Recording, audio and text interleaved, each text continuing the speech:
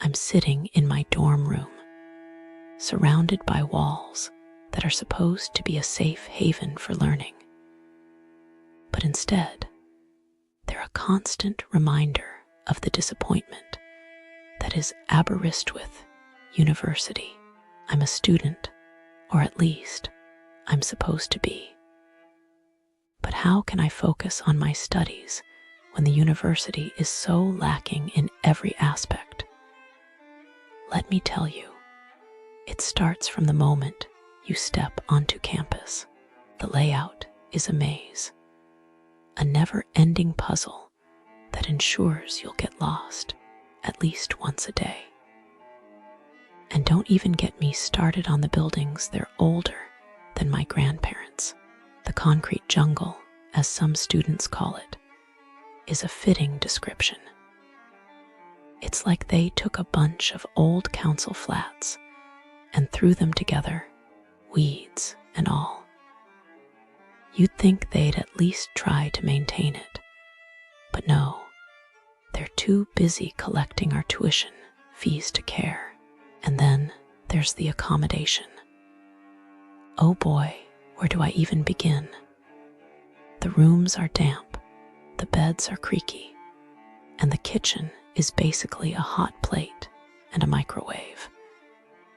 But hey, at least they guarantee you a place in first year, right? Wrong. They only guarantee it for first year. And then you're left to fend for yourself in the wild world of Aberystwyth's housing market. It's like they want us to fail. But what about the food, you ask? Well, let me tell you, it's a culinary nightmare. Imagine stale sandwiches, congealed pasta, and pizzas that are more like cardboard with sauce on top. And don't even get me started on the fresh fruit. It's like they just threw some sad brown bananas in a bowl and called it a day. You'd think they'd at least try to provide some semblance of nutrition. But no, they're too busy lining their pockets with our money. And then there are the lectures. Oh, the lectures. It's like they took a bunch of unenthusiastic high school teachers and told them to lecture to a room of hundreds. The microphones never work. The slides are always blurry. And don't even get me started on the professors, who clearly haven't updated their course material since the Clinton administration. You'd think they'd at least try to engage us. But no, they're too busy playing politics with the administration to care. But what about the support services, you ask? They're about as useful as a chocolate teapot. The well-being services are inadequate. The careers service is a joke. And don't even get me started on the mental health support, or lack thereof. It's like they want us to struggle, to break under the pressure of their incompetence. And then there are the scandals. Oh, the scandals. From the online exam helpers to the blatant disregard for student feedback, it's like they're trying to create a toxic environment. They out students as trans, ignore reports of cheating, and charge us for things we didn't even do. It's like they think they're above the law, above morality. I'm not even going to get started on the town itself. It's like a ghost town, a barren wasteland with nothing to do and no one to talk to. The only thing that's remotely interesting is the long, straight road that leads to nowhere. It's like they want us to feel trapped, to feel like we're stuck in some sort of never-ending nightmare. So, here I sit, surrounded by the remnants of my shattered dreams. I thought Aberystwyth University would Oh, I was just looking into scams near Aberystwyth University. Like, why do people have to be so mean? It's so sad. Okay, so businesses here, they can be tricky. Like there was this one time the Aberystwyth Town Council got scammed. They needed a waste carrier license and some fake website took their money. Like, how could you? That's so wrong. They paid thinking it was real, but nope, just gone. And now they can't even do their job properly. I bet they were so upset, like, what do we do now? Probably had to call the bank, fight for their money back. And the scammers probably just vanished like ghosts. And then around Aberystwyth University, some shops might seem nice, but be careful. Tourists come for 2 weeks, they don't know right. Like maybe a cafe charges you double because you're not local, or a souvenir shop sells you fake stuff. It happens. And then you leave and you're like, wait, that was a scam, but it's too late. I feel so bad for people who just want a nice trip. Oh, and another thing, some places might say, oh, special discount for students, but then the discount doesn't exist. Like, why lie?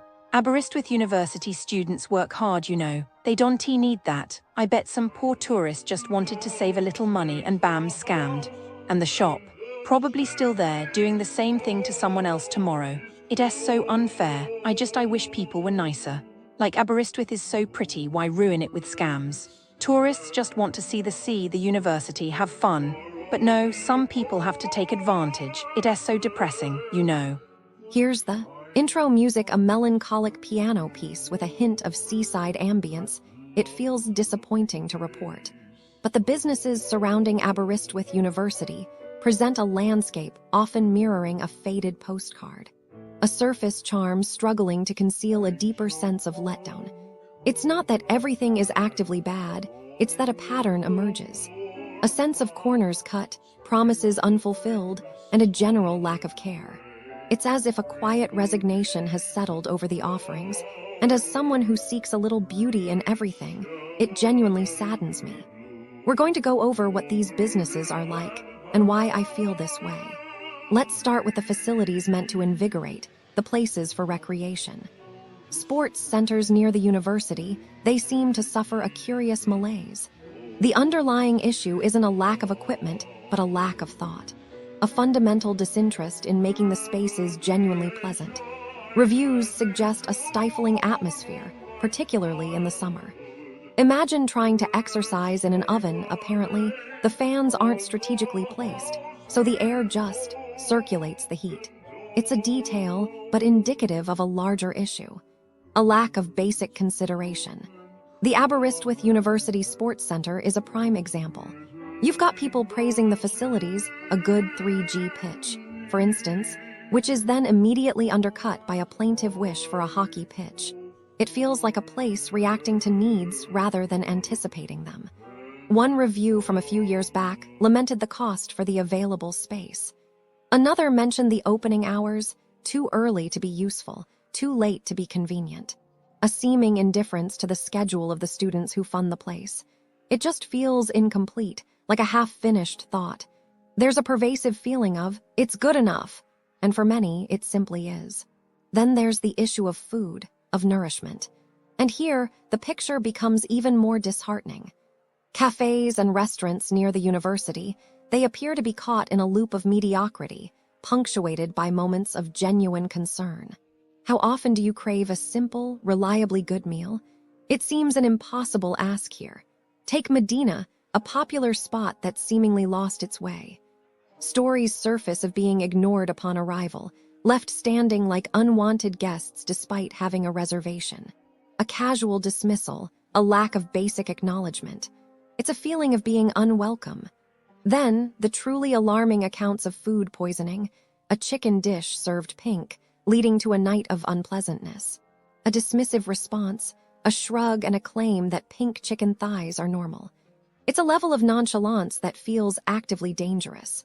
One reviewer, a longtime fan, described being actively made to feel unwelcome, treated like a troublesome inconvenience. It's as if the very soul of the original Medina has been expelled. There's also a concerning report about fire alarms and a lack of proper maintenance, a blatant disregard for health and safety. It's like a slow-motion disaster waiting to happen, and you can't help but feel a rising sense of unease. And it doesn't end there. Baravin, a pizza and grill restaurant is also frequently mentioned in bad light. There are accusations of refusal to take cash payments, a practice that, while not illegal, feels deeply exclusionary. It's a subtle gatekeeping, subtly shutting out those who may not have access to banking or prefer to use cash. Add to this tales of inflexible service, refusing takeaway orders, even for pizza, and a sense of arbitrary rules. One review paints a picture of a place actively discouraging custom. The staff are eating their own food during service, which is a bit off-putting. The pubs aren't spared either. The White Horse, a presumed local haunt, attracts numerous complaints of slow, inattentive service and food that resembles something from a school cafeteria. Overcooked, dry, tasting faintly of regret. One individual received a steak that was served cold and a side of indignity. A group encountered rude staff who seemed far more interested in their own conversations than in attending to customers. It's a place where the basic expectation of a pleasant meal feels like an unattainable luxury. And as for entertainment, Pier Pressure, a games bar, is a troubling case. Allegations of aggressive bouncers, inappropriate behavior, and an overall atmosphere of hostility. One reviewer recounted witnessing a bouncer physically assault a young woman, throwing